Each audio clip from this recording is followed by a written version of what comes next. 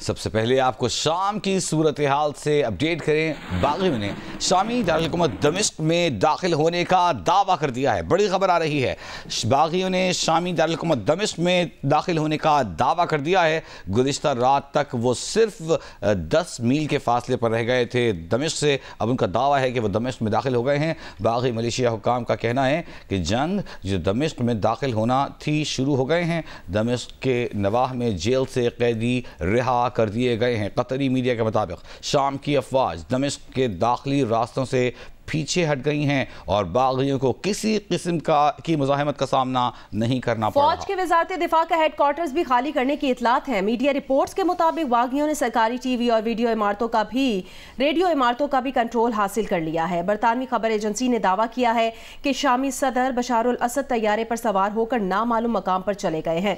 गुज़श्ता रोज हुकूमत ने सदर असद के दमिश्क छोड़ने की इतलात की तरदीद की थी। इससे पहले बागियों ने हमस शहर पर मुकम्मल कंट्रोल हासिल करने का ऐलान किया। हमस की फौजी जेल से 3,500 से ज्यादा कैदियों को छोड़ दिया गया। बरतानवी खबर एजेंसी ने दावा किया है कि शामी सदर बशारुल असद तैयारे पर सवार होकर नामालूम मकाम की जानिब चले गए हैं। और गुज़िश्ता रोज़ जो सीरियन हुकूमत है, जो शामी हुकूमत है, उसने इन इत्तलात की तरदीद ज़रूर की थी, लेकिन अब ये इत्तलात और तेज़ी से मौसूल हो रही हैं। अहम खबर आपको दे रहे हैं, बागियों ने शामी दारुल हुकूमत दमिश्क में दाखिल होने का दावा किया है। बागी मलेशिया के हुकाम का कहना है कि जंगजू दमिश्क में दाखिल होना शुरू हो गए हैं और ताज़ा दावा यह है कि दमिश्क पर कब्जा कर लिया है। शामी सदर बशारुल असद मुल्क से फरार हो गए हैं। दमिश्कस हैज़ फॉलन, ये खबर आ रही है। शाम के बागी ये दावा कर रहे हैं कि उन्होंने शाम के दारुल हुकूमत दमिश्क पर कब्जा कर लिया है। ये दावा भी किया जा रहा है कि शामी सदर बशारुल असद मुल्क से फरार हो गए हैं। तवील अरसे तक शाम पर हुकूमत करने वाले बशारुल असद के बारे में खबर आ रही है। ये दावा कर रहे हैं जो मलेशिया है, जंगजू हैं, कि वो फरार हो गए हैं शाम छोड़कर। शाम के बागियों ने ताज़ा दावा किया है कि उन्होंने दमिश्क पर कब्जा कर लिया है। ये भी दावा किया है कि शामी सदर बशारुल असद मुल्क से फरार हो गए हैं। बागियों ने शामी दारुल हुकूमत दमिश्क में दाखिल होने का दावा किया है। बागी मलेशिया के हुकाम का कहना है कि जंगजू दमिश्क में दाखिल होना शुरू हो गए हैं। जंगजू और दमिश्क के नवाह में जेल से कैदियों को रिहा कर दिया गया है। कतरी मीडिया के मुताबिक शाम की अफवाज दमिश्क के दाखिली रास्तों से पीछे हट गई है और बागियों को किसी मुज़ाहमत का सामना भी नहीं है।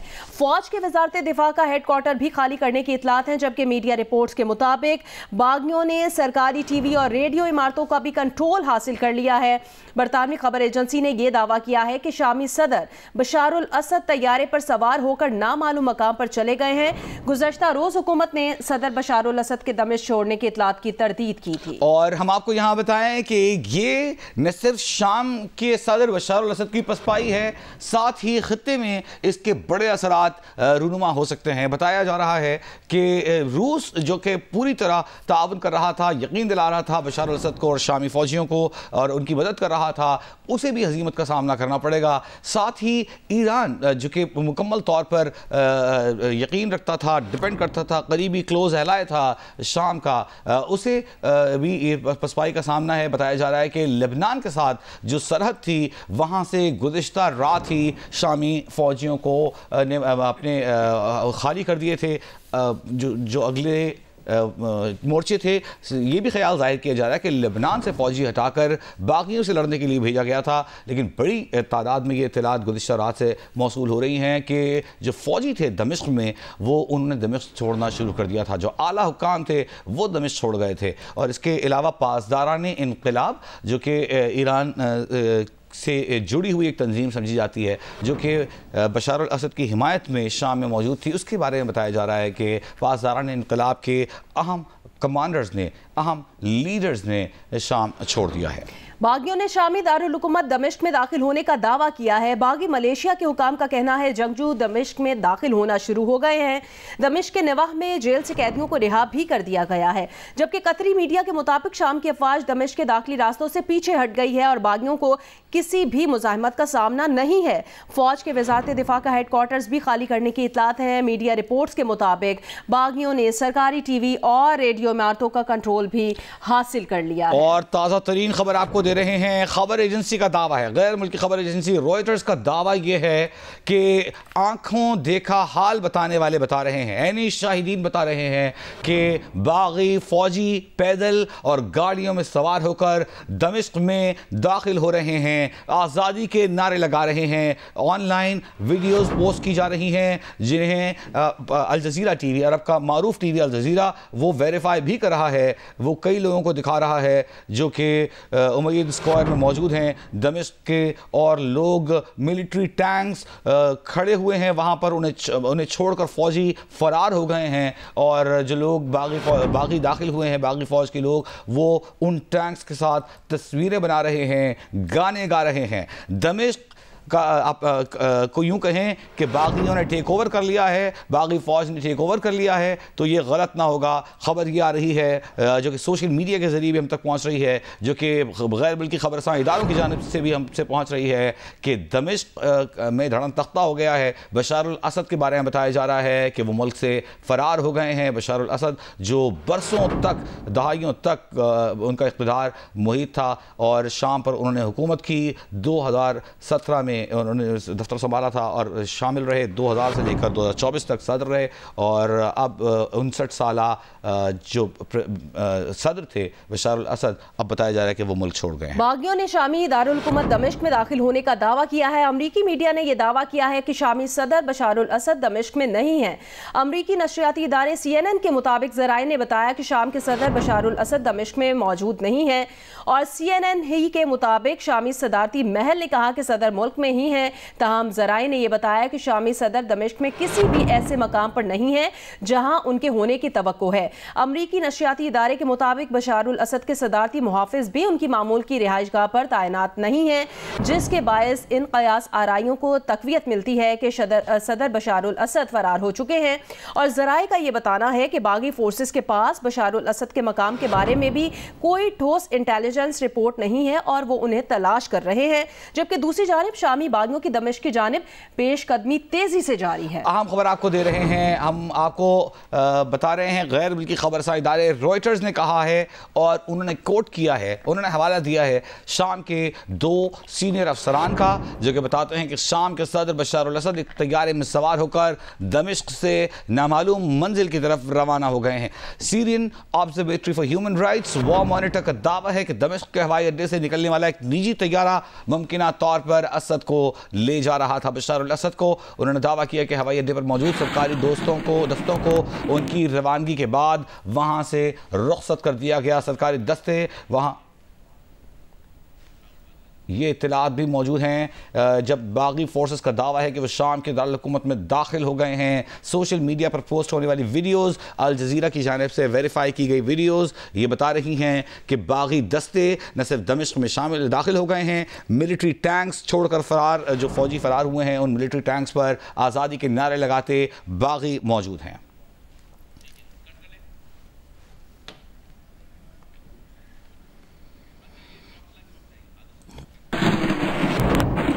एक बार फिर आपको ब्रेकिंग न्यूज़ के साथ खुशामदीद कहते हैं। शाम के दारुल हुकूमत दमिश्क पर बागियों ने कब्जे का दावा कर दिया है। ये भी इत्तलात आ रही हैं खबरसां इदारे रॉयटर्स की जानिब से बताया जा रहा है कि बशारुल असद जो कल तक ये दावा कर रहे थे कि वो शाम नहीं छोड़ेंगे, जो कि उनके वालिद भी, वो भी शाम के सदर रहे और बिला शिरकत गैर मालिक रहे अपने इत्तेहादियों के साथ, वो मुल्क से फरार हो गए हैं। आदिल नजम साहब सीनियर सहाफ़ी तज्ज़ियाकार हमारे साथ मौजूद हैं। आदिल नजम साहब, इसको बड़ी हैरत से देखा जा रहा है कि अचानक वो बागी जिनके बारे में मगरिबी मीडिया बड़ी नेगेटिव रिपोर्ट्स देता था, उन्होंने ये गर्दान लिया कि और हमें पहचानवाया कि बड़े मॉडरेट लोग हैं। फिर ये कैसे हुआ है सब कुछ अचानक? जी बहुत शुक्रिया फॉर हैविंग मी। ये डेवलपिंग स्टोरी है, अभी इसमें कहाँ तक हमें जो इत्तलात मिली हैं उनमें कितनी डिटेल है ये देखने को है।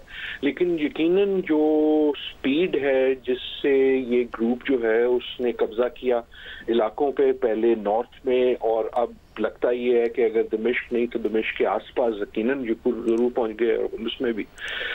लेकिन मेरे ख्याल में इसमें इतनी सरप्राइज नहीं है। हमने पहले भी देखा, बल्कि अनकरीब ही देखा कि जब तालिबान ने कब्जा किया काबुल में, तो उसने भी एक तरह से लोगों को हैरत में डाल दिया कि वो कितनी जल्दी हो गया। तो जब जो बड़ी ताकतें होती हैं उनका डिसइंटरेस्ट हो जाए और एक इलाके में और उनको डिस्ट्रैक्शंस हो जाएं दूसरी तरफ, तो यकीनन एक मौका मिल जाता है दूसरी फोर्सेस को कि वो सरप्राइज कर दें उस चीज पे जो शायद सरप्राइजिंग ना हो। अच्छा आदिल नजम साहब, ये कहिएगा कि अचानक से बागियों की जानिब से ये ऐलान करना, ये बताना कि वो दमिश्क में दाखिल हो गए हैं, जबकि गुज़श्ता रोज़ हुकूमत ने भी सदर बशारुल असद के दमिश्क छोड़ने की इतलात की तरदीद की थी और अब ये कहा जा रहा है कि वो तैयारे पर फरार हो गए हैं। जी, मेरी गुजारिश यही है कि मेरे ख्याल में ये इतना अचानक नहीं है जितना हम इसको समझ रहे हैं। अचानक तो हमारे लिए खबर है क्योंकि हम दूसरी खबरों पे नजर लगाए हुए थे। हमसे मेरी मुराद पूरी दुनिया है, लेकिन इसमें हमें इतनी हैरत नहीं होनी चाहिए। जो सीरिया का जो मसला है, शाम का जो मसला है, वो तो जदीद तारीख का तवील तरीन जो गंभीर मसाइल हैं उनमें से एक। अचानक मेरे ख्याल में दुनिया को इसलिए लग रहा है कि दुनिया की जो अटेंशन है वो दूसरी तरफ है।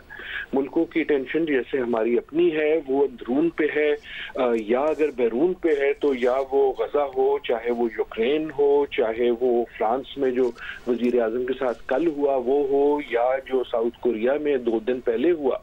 तो गुजारिश है कि ये चीजें जो हमें अचानक लगती हैं शायद इतनी अचानक होती नहीं है। हादसा कभी एकदम नहीं होता और दुनिया इस वक्त इस मोड़ पे है कि ऐसी बहुत सी जगहें हैं जहां इस वक्त एक उबाल है और उनमें से एक जगह जो है वो आज हमें वो उबाल नजर आ गया दमिश्क में या दूसरे इलाकों में। मुझे इस तरह इस सवाल को आपके सामने रखने दें कि क्या तब्दील हुआ इसराइल हमास जंग के बाद कि वो जो हार्ड लाइनर्स थे शाम में, जिनके बारे में कहा जाता था कि कीमियाई हथियारों पर कब्जा कर लेंगे, कीमियाई हथियार चला देंगे, आज मगरबी मीडिया ख़ास तौर पर इसराइल को सपोर्ट करने वाले मीडिया उन्हें मॉडरेट हार्ड लाइनर्स और रेबल्स कहकर पुकार रहा है। उनकी हमदर्दियाँ मगरबी मीडिया की उन हार्ड लाइनर्स को हासिल है। आपको लगता है चेंज ऑफ हार्ट हुआ है? नहीं, मेरे ख्याल में चेंज ऑफ हार्ट्स भी नहीं है और हमदर्दी भी नहीं है। अगर हमें कोई रिएक्शन नजर आ रहा है, चाहे वो मगरबी मीडिया में हो, चाहे वो इसराइल में हो, चाहे वो सीरिया के अंदर हो, तो उसका ताल्लुक जो है वो बशारुल असद के गिरने से है। वो तहरीरुल शाम की कामयाबी से नहीं है। कहने का मकसद ये है कि I think what is being celebrated is के असद जो हैं उनकी फॉल को सेलिब्रेट किया जा रहा है और क्योंकि वो जिनके हाथों आई है तहरीर शाम, तो इस वक्त लगता ये है कि वो उनको बड़ी सपोर्ट है, लेकिन ऐसा मेरे ख्याल में है नहीं। कम से कम अगर हम इस ग्रुप की जो तारीख देखेंगे, ये एक ऐसा ग्रुप है जो अलकायदा से का एक स्प्लिंटर ग्रुप हुआ और निकला। अभी बहुत सी चीजें जो हैं वो सामने आएंगी जिसकी हमें इत्तला नहीं है या डिटेल्स नहीं है, लेकिन जहां तक जो हम उसका रिएक्शन देख रहे हैं, आई थिंक उस रिएक्शन का ताल्लुक जो है वो असद से है। जो आपका बड़ा अहम सवाल है कि ये क्यों हुआ, कैसे हुआ, मेरे ख्याल में ये डिस्ट्रैक्शन से हुआ। कि आप देखें ना, एक तो ये है कि असद के जो हामी आप समझ लें या सपोर्टर्स थे, वो तमाम एक तरह से डिस्ट्रैक्ट हो गए। उनकी सपोर्ट जो थी वो एक तरह से ईरान से थी। ईरान पे हमने देखा कि दर बदर हमने कई किस्म के हमले भी देखे इसराइल से, अंदरूनी सियासत में भी हमने बहुत से मसाइल देखे।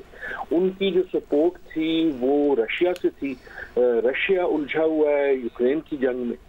उनकी जो सपोर्ट थी वो हिजबुल्लाह से थी लबनान में, और लबनान में जो इस वक्त इसराइल की कार्रवाई है और जंग है, वो उसने हिजबुल्लाह को डिस्ट्रैक्ट भी किया हुआ और कदरे कमजोर भी किया हुआ है। तो एक तरह से ये जो कहानी है वो रेबल्स की कहानी नहीं है, वो असद की कहानी।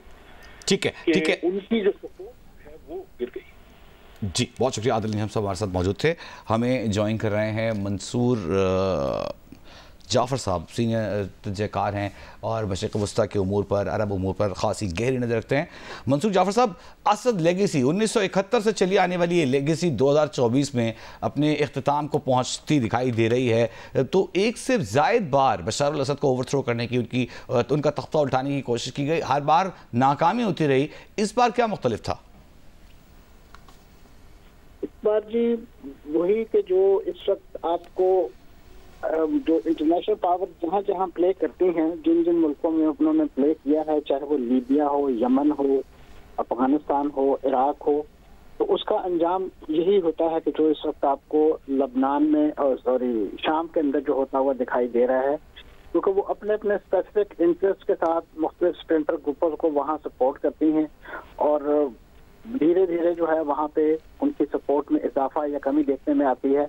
यही कहानी जो है इस वक्त आपको शाम के अंदर दिखाई देती है। जैसे अमेरिका ने इराक के अंदर सद्दाम हुसैन की जो तवील आमरीत है उसका खात्मा किया और उसके बाद वहाँ के अवाम को जमहूरियत का एक लॉलीपॉप दिखा के उनके अंदर जो है मुख्तलिफ ग्रुप्स पैदा किए, तो मुख्तलिफ रीजनल पावर जो है वहाँ उनकी हमायत के लिए आ गई।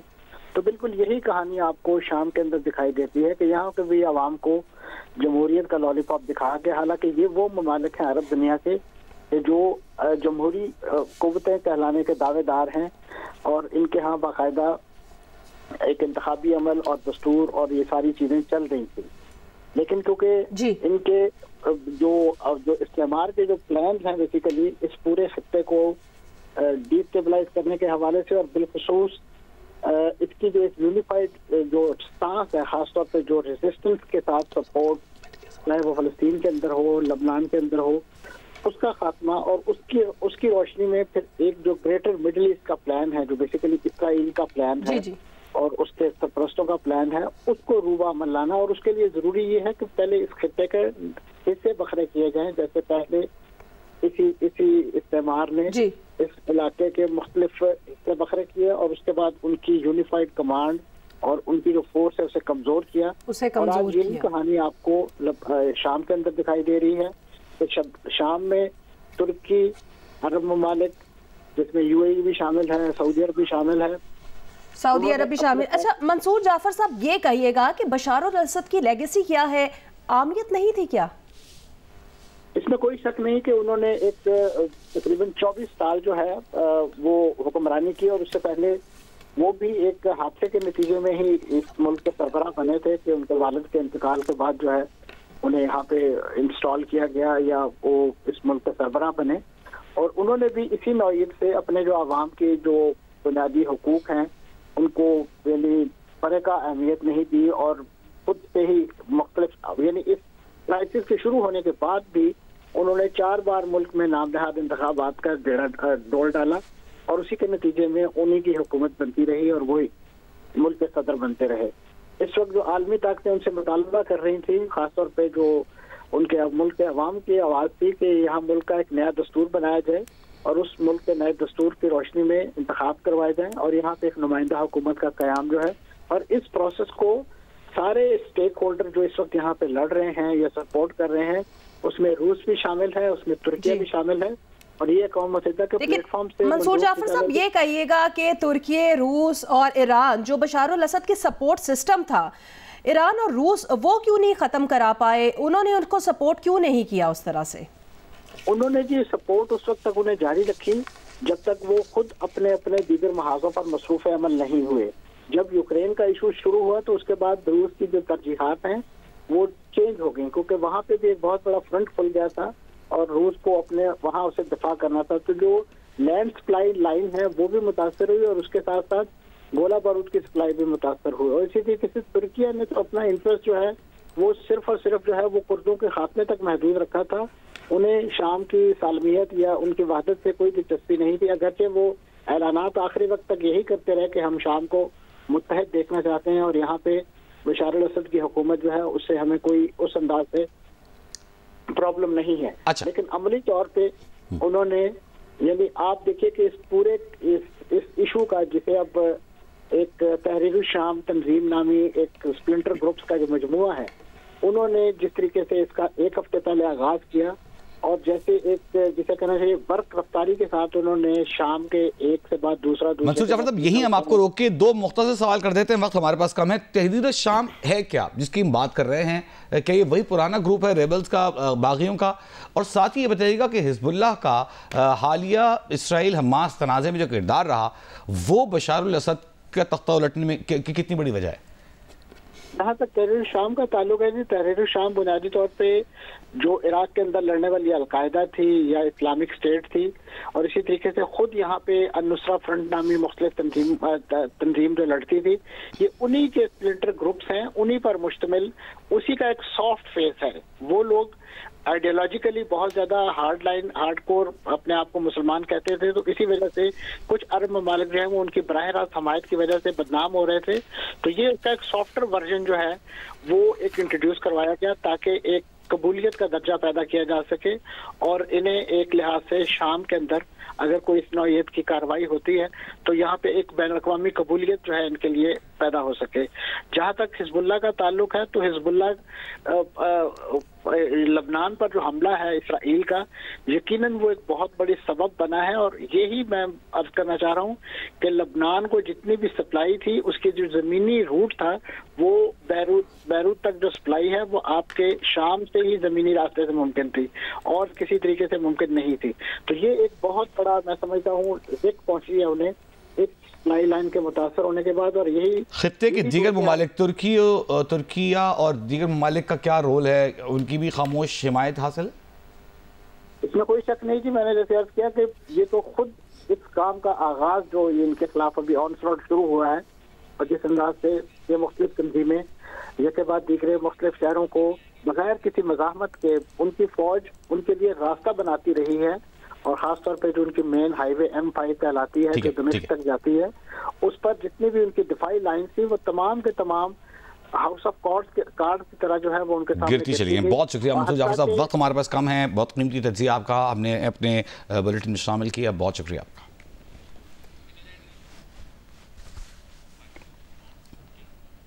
कतर में होने वाले दोहा फोरम का मुश्तरका एलामिया भी जारी कर दिया गया है। कतर, सऊदी अरब, उर्दन, मिस्र, इराक, ईरान, तुर्की और रूस ने मुश्तरका एलामिया में कहा कि शाम की मौजूदा सूरत हाल इलाकाई और बैनुल अक़वामी सलामती के लिए खतरनाक है। एलामिया में कहा गया है कि फौजी ऑपरेशन रोकने और शहरियों की हिफाजत के लिए सियासी हल की ज़रूरत है। फौजी ऑपरेशन रोकने और शहरियों की हिफाजत के लिए सियासी हल की ज़रूरत है, लेकिन अब दमिश्क के सुकूत के बाद यूँ लगता है कि ये एलामिया गैर मौसर सा होकर रह गया है और किसी नए एलामिया की ज़रूरत होगी।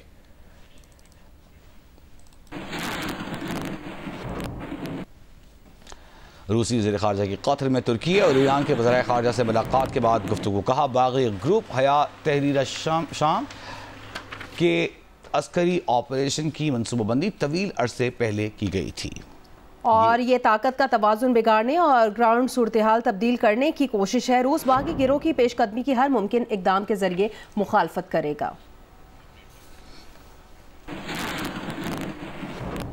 सिंध भर में आज मेडिकल और डेंटल कॉलेजेस और जामियात के लिए दाखिला टेस्ट दोबारा लिया जा रहा है। कराची, हैदराबाद, जमशेदपुर, नवाबशाह, लाड़काना और सक्कर में बैक वक्त टेस्ट लिया जा रहा है। इम्तिहानी मराकज़ पर तलबा और तालिबात की आमद जारी है, जबकि उम्मीदवारों को कहा गया था कि सुबह 8:30 बजे इम्तिहानी मराकज़ लाजमी पहुँचना है। IBA सक्कर के मुताबिक पर्चा 200 कसीर इंतखाबी सवालात पर मुश्तमिल होगा। दौरानिया 3.5 घंटे है और MD कैट में सिंध भर से 38,609 उम्मीदवार शिरकत कर रहे हैं। कराची में NID यूनिवर्सिटी और जामिया कराची में इम्तिहानी मराकज़ कायम किए गए हैं।